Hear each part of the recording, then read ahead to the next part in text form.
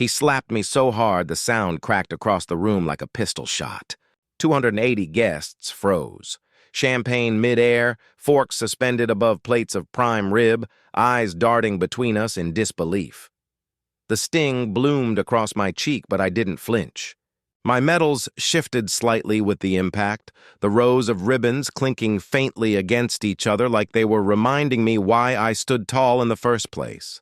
At my wedding, in front of everyone, by my own father, Dad, chairman of Holstead Enterprises, a man who'd built a tech empire from the ground up and never let anyone forget it, had just struck his daughter.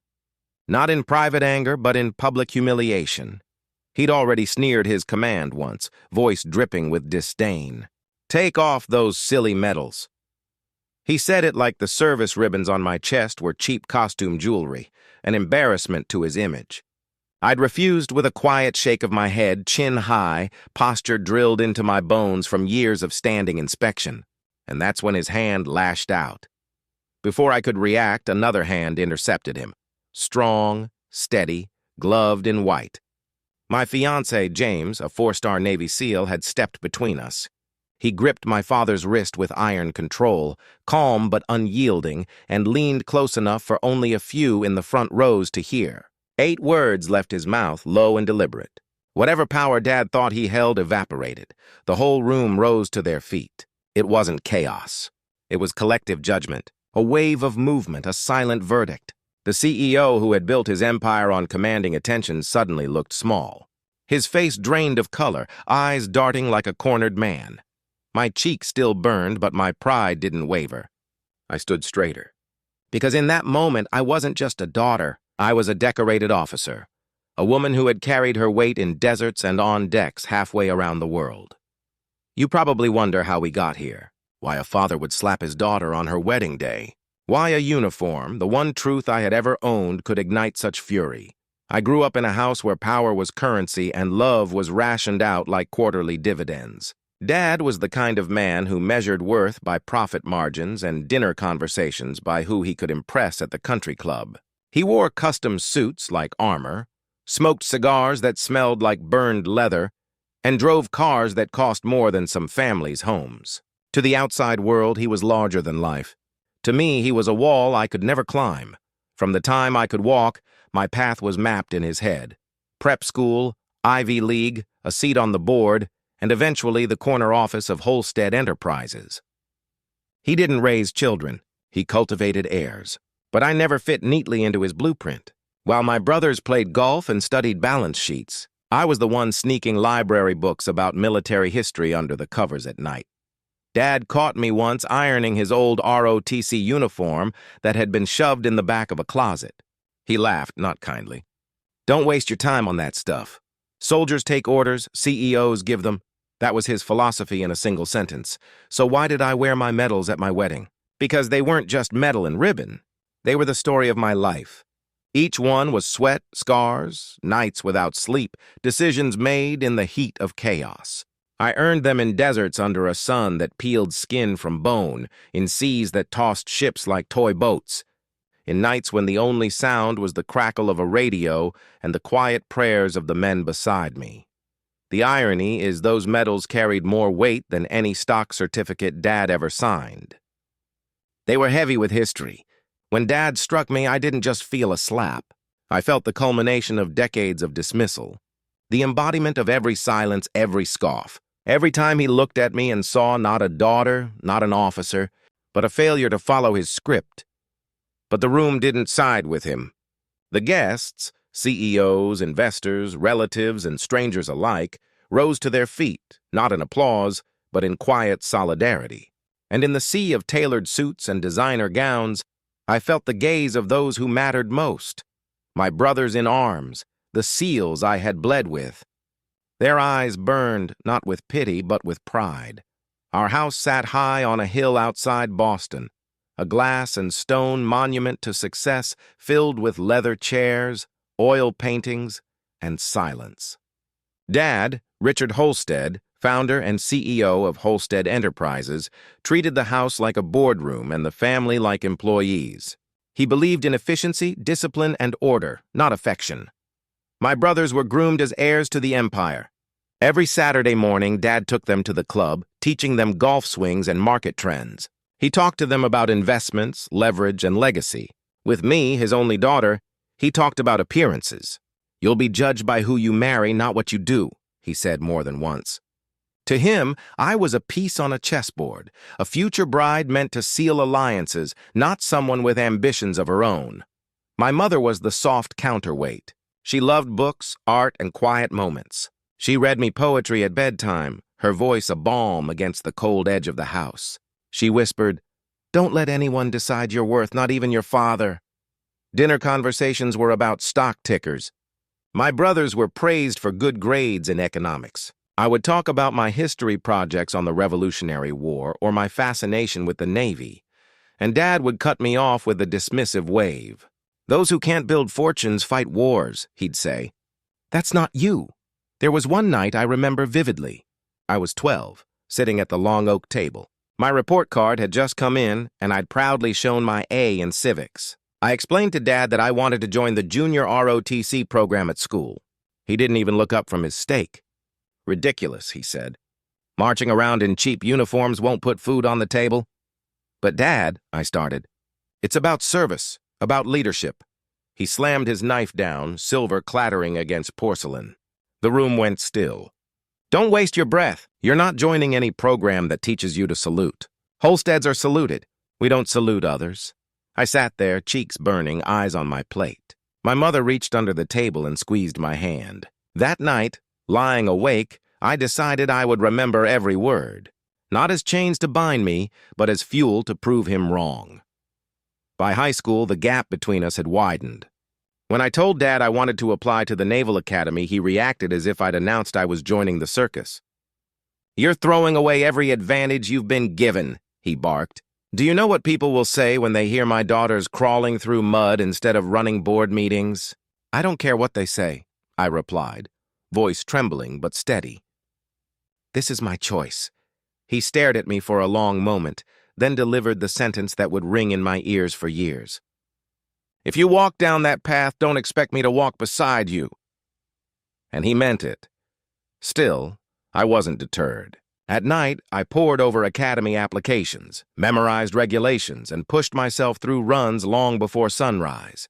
My mother helped quietly, slipping me brochures and study guides, encouraging me when Dad wasn't around. The day my acceptance letter arrived from Annapolis, I ran into the living room, heart pounding, letter trembling in my hands. Mom cried with joy. Dad didn't. He just stared at the envelope for 30 seconds before muttering, "So, you're serious about this nonsense?" Then he walked out of the room. He didn't speak to me for 2 months. That house taught me something important. Power without empathy is hollow. Dad's empire was vast, his influence undeniable, but his family lived in fear, not love. I wanted to build something different. Not a company, not a fortune, but a life anchored in honor. That's why when the academy acceptance came, I didn't hesitate. I packed my bags, kissed my mother goodbye, and walked away from marble floors and chandeliers into a world of steel bunks, 5 a.m. drills, and uniforms Dad called silly. Annapolis was everything he said it would be, grueling, unrelenting, and merciless. But what he didn't know was that I thrived under pressure. The first weeks nearly broke me. Up before dawn, running until my lungs burned, push-ups until my arms trembled. I remember standing in formation, sweat dripping down my spine, hearing an instructor bark in my face.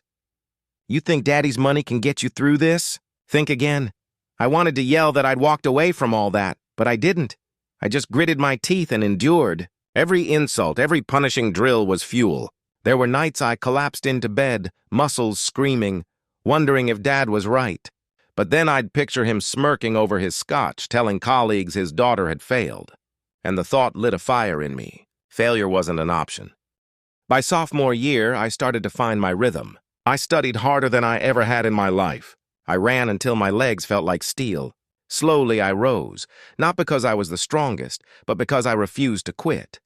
I'll never forget my first promotion ceremony. My commanding officer pinned on my new bar, and for the first time I felt the weight of responsibility press into my shoulder. I called home afterward, voice full of pride. The line rang and rang, no answer. so I mailed a photo of the ceremony. Weeks later, I got a single envelope back. Inside wasn't a note of congratulations. It was a clipped article from a business magazine about my brother's internship at Goldman Sachs. A yellow sticky note in Dad's handwriting said, "This is what success looks like." I tore it in half. The divide only widened. Each holiday homecoming turned into another battlefield. He'd sit at the head of the table, swirling bourbon, and ask, "So, still playing soldier?" "It's not playing," I'd reply. "Medals don't pay mortgages," he'd snap back. Mom would intervene, voice calm but firm. "Not everything has to be about money, Richard." The truth was, I had found a new kind of family, one forged in fire, not blood. My classmates became brothers and sisters. We endured together, sweated together, picked each other up when we fell. There was no boardroom hierarchy, no stock options. There was only the mission and whether you could be trusted to carry it out. Graduation was bittersweet. I stood in dress whites, cap tucked under my arm as the band played and the crowd cheered. I scanned the stands, searching for one face I knew I wouldn't find. Dad hadn't come. Not for the ceremony. Not for the commissioning. Not for the moment his daughter officially became an officer in the United States Navy. Mom was there, though, dabbing tears from her eyes. She hugged me so tight afterward I could barely breathe. "He's wrong about you," she whispered. "You've already proven more than he ever has." Her words stayed with me long after. Deployment followed quickly. My first assignment was Okinawa. The days were long, the nights longer, and the work wasn't glamorous. Logistics, supply chains, endless paperwork to keep operations moving. But it mattered. Men twice my size had to answer to me, and I learned to project authority, not with volume, but with clarity. Years passed. I collected not wealth but ribbons, each one a testament to survival, to endurance, to moments Dad would never understand. When I dragged a wounded comrade across a field of fire, when I patched him up under the roar of gunfire, when I refused the stretcher despite shrapnel in my side, those weren't just acts of duty. They were acts of defiance against the man who said I couldn't. He never visited, never called, never once said he was proud. But I stopped needing him to, because by then I had built something stronger than his approval. I had built myself. Combat is never the way movies frame it. No swelling music, no clean lines between heroism and fear. It feels like 1,000 decisions made at the speed of breath. I learned that the hard way on a night when the sky over. The Gulf looked like oil in the radio, sounded like a heartbeat skipping out of rhythm.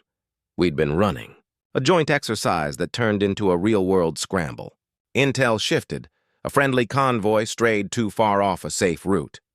I wasn't supposed to be point. But when a truck's axle snapped and its driver went quiet on comms, I was the one closest with the authority to move. I didn't ask permission. I moved. The driver was pinned under the dash, conscious, bleeding, trying to apologize for inconveniencing us. People apologize a lot when they're dying. We cut him free with a borrowed pry bar. When the dust cleared and the helicopter roared in, I realized my hands wouldn't stop shaking. I tucked them behind my back so no one would see. And then I walked out in front of my team with steady steps, because steadiness is a language leaders have to speak even when their mouths are closed. I didn't call home to tell anyone. There was no one to call. Word travels quietly. A SEAL detachment that had watched us work started showing up at our range during off hours. They were older than me on average, scarred in the ways the body records, and reserved in the ways pain insists. And yet, around the rack of battered kettlebells and rusted pull-up bars, we found a rhythm. There was Torres, who'd run on a prosthetic like the ground owed him time it had stolen. There was Riley, whose voice never rose above a calm murmur. There was Hill, who smiled with one corner of his mouth and called me ma'am like the word meant the difference between chaos and order. I didn't earn their friendship with speeches. I earned it with attendance, showing up again, showing up when it rained and when it hurt.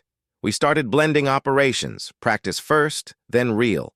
Once on a night op near a coastline that smelled like rust and grief, my timeline ran red. The ticket said 5 minutes to extraction, and the clock said we'd used 8. Hill's voice came over comms, light as a hand on your shoulder. "Ma'am, plans are pretty until they meet the tide." Trust the tide. We did. We adjusted. We made it out wet and late and alive. Afterward, under a steel sky, Hill passed me a thermos and said, You kept us from sprinting into a wall. That counts. I wore new ribbons after that season, the kind that don't catch the light so much as catch your breath. I mailed a photo to my mother, habit I couldn't quit. I got a small card back in her looping script. Proud of you. Always have been. Be gentle with those who won't say it out loud. I read it 3 times, then slid it into the back of my wallet behind my military ID like an amulet. A month later, the call came from my father, not to me, but to my CO's office. When I finally got the message, it was already old. Your mother's in hospice. Late stage. There was a window if I could get leave. I flew home anyway. The house smelled the same, lemon polish and money. She looked smaller in the bed, her hair gone, her hands cool and papery in mine. My father stood at the corner of the room like a piece of dark furniture. His face composed, his tie still perfect. We didn't argue.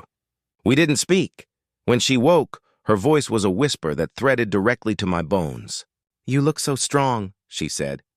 Are you strong? I told her I was because I had to be. She smiled the way people smile in paintings, soft at the edges. Keep choosing what's true even when it's not applauded. She slept, and hours later she was gone as gently as she had lived. My father never reached for me. I signed paperwork the way I sign orders and flew back into a world where grief is something you fold and tuck into your pocket so your hands are free. I didn't hear from him again after the funeral. Not a note, not a call. Months slid into a year. The next time the past collided with the present, it was on a pier that smelled like salt and diesel. James walked down the pier. We'd met at briefings, collided on paper, synced timelines more than once. But this was not a meeting and not a timeline. He held a small box like it weighed more than it did. I can't promise you calm seas, he said. I can promise to row with you. Some proposals are fireworks. His was ballast. I said yes because I knew he understood the difference between decoration and evidence. He'd seen me at 3 a.m., hair pinned back, uniform creased with fatigue and pride, choosing people over appearance. He loved that person. He didn't ask me to be quieter or softer or less. He asked if he could stand beside the life I had built. We planned light, a chapel, a modest reception, an invitation list of people who had earned entry by having skin in our story. I wrote a card to my father out of completion, not hope. I'm getting married.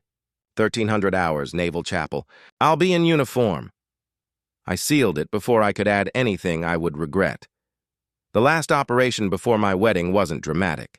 It was the kind that earns a footnote and saves lives, an extraction that required more patience than bravado. A week out, I ironed my dress whites with the same attention I'd give a map that would take us through safely or not at all. 4 stars, ribbons aligned, shoes like mirrors. I placed my mother's card on the dresser and read it again. Be gentle with those who won't say it out loud. I wondered if gentleness would ever have a place with my father. I suspected the answer was no, but I left the question open like a window in spring. The morning of the ceremony, the base was a hush of preparation. Torres texted, "Formation outside the chapel." You walk, we stand. I replied with a single copy, the kind of word that says more than any sentiment. As I stepped toward the door, my phone buzzed, a number I knew by muscle memory. I didn't open it, not yet. The day would have enough weather.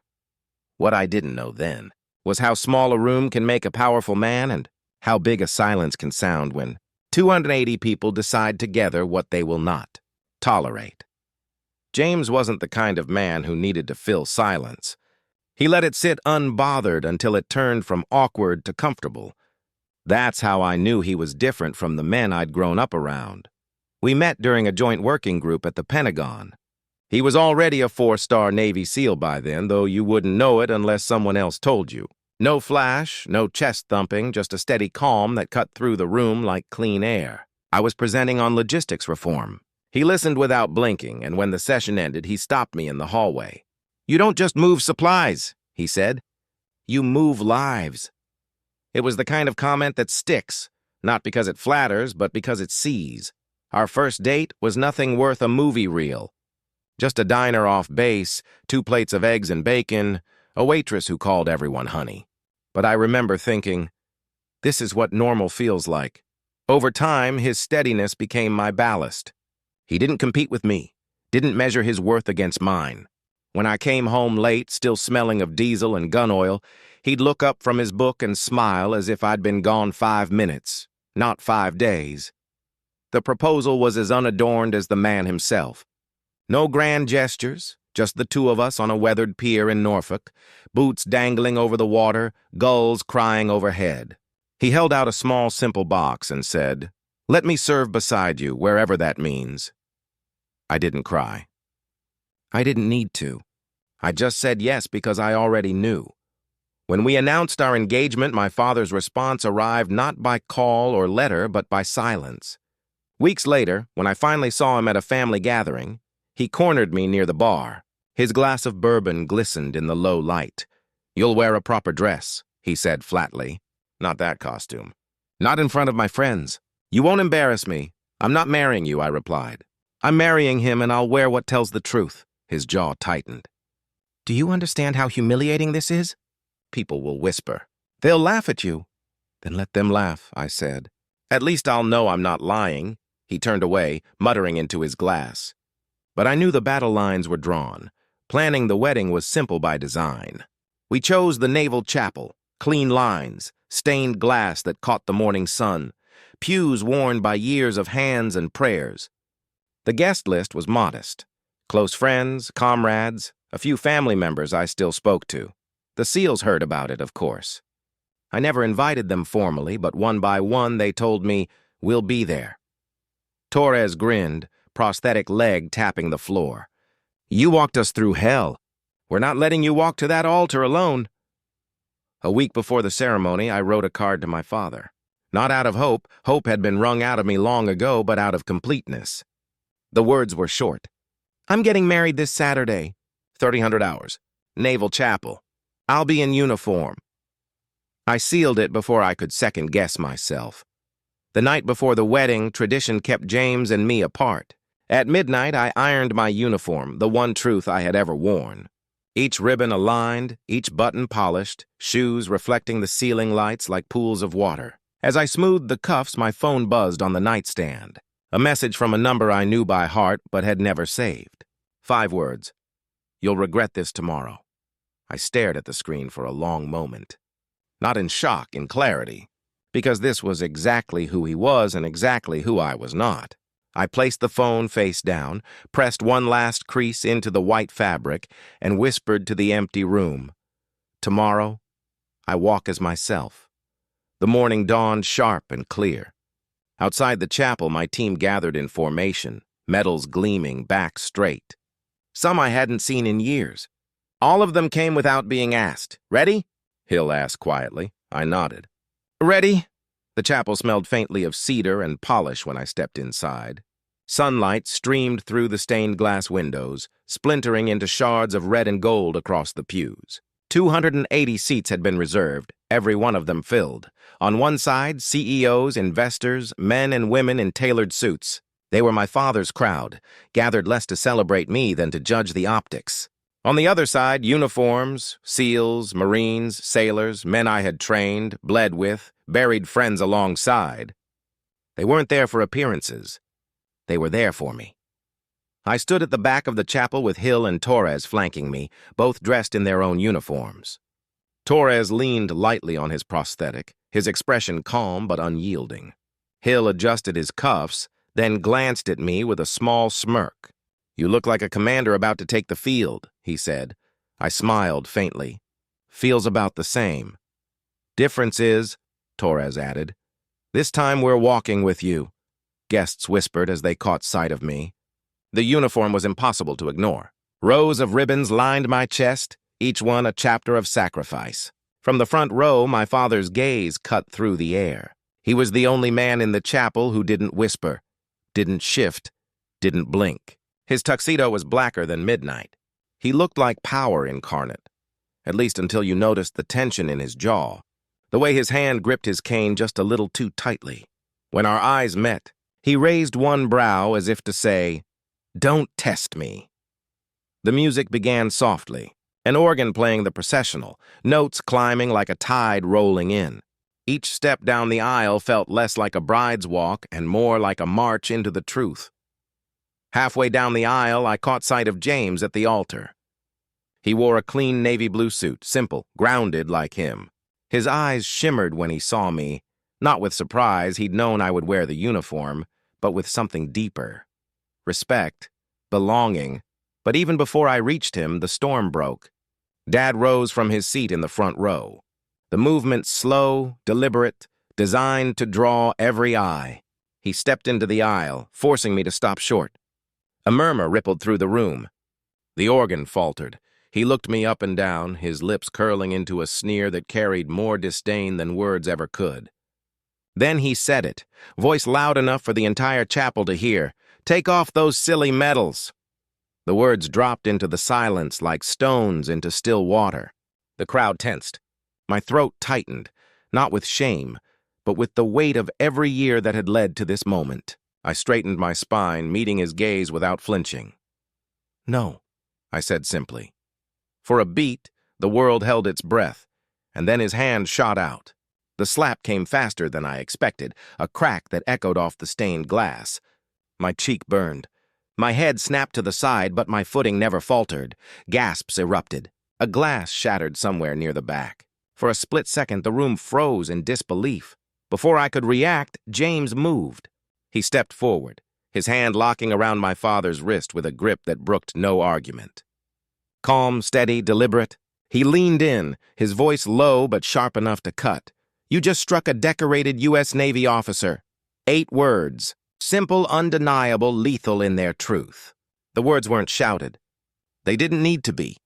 They carried the weight of 4 stars and the authority of every man in that room who knew what it meant to serve. The silence broke with the sound of 280 people rising as one. Suits, gowns, uniforms, all on their feet. No one instructed them. No one asked. They stood because they knew where honor belonged. My father tried to speak, his mouth opening like a man about to launch into a boardroom tirade, but no words came. James released his wrist with deliberate care, as though letting go of something fragile or something already broken. Dad stumbled back half a step, rubbing the place where he'd been held. I could feel my cheek still throbbing from the slap, but the pain no longer mattered. It had transformed into fuel. I turned to face the crowd, ribbons glinting, medals catching the fractured sunlight. For the first time in my life, I wasn't the one on trial. My father was. One of the SEALs, Torres, leaning on his prosthetic, broke the silence with 3 words that rang louder than the organ ever could. "Admiral on deck." The room responded instantly. Every military man and woman snapped to attention, saluting with crisp precision. Even some of the civilians followed suit, awkward but sincere. The air was thick with reverence. The kind you don't fake. The kind that can't be bought. My father's empire had never inspired this. Not once.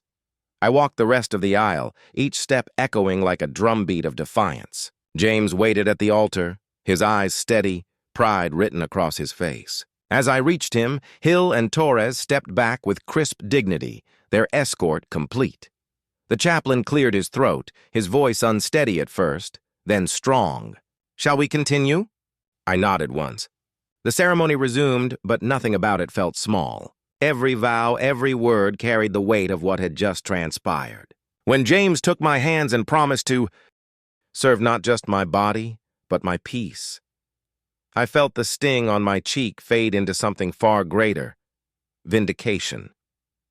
At the reception afterward, whispers ran through the crowd.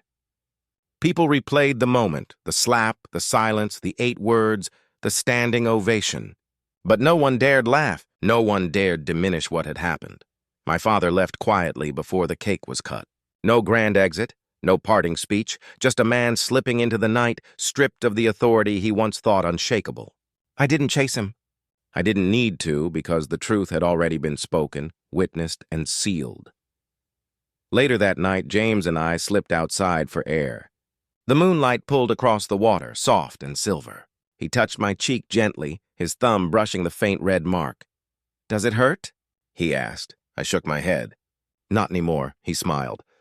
"Good, because what people will remember isn't the slap. It's how you stood." And he was right. That's the thing about revenge. People think it's about destruction, about crushing those who wronged you. But the most powerful revenge isn't loud or violent. It's standing so tall that the people who tried to break you can no longer look down. My father will always be a rich CEO. That's his legacy. But mine is different. Mine is honor earned in deserts and seas, carried in scars and ribbons, saluted by men who never once asked me to be less. And when the world rose that day, not for wealth, not for power, but for respect, it wasn't just my wedding. It was my reckoning.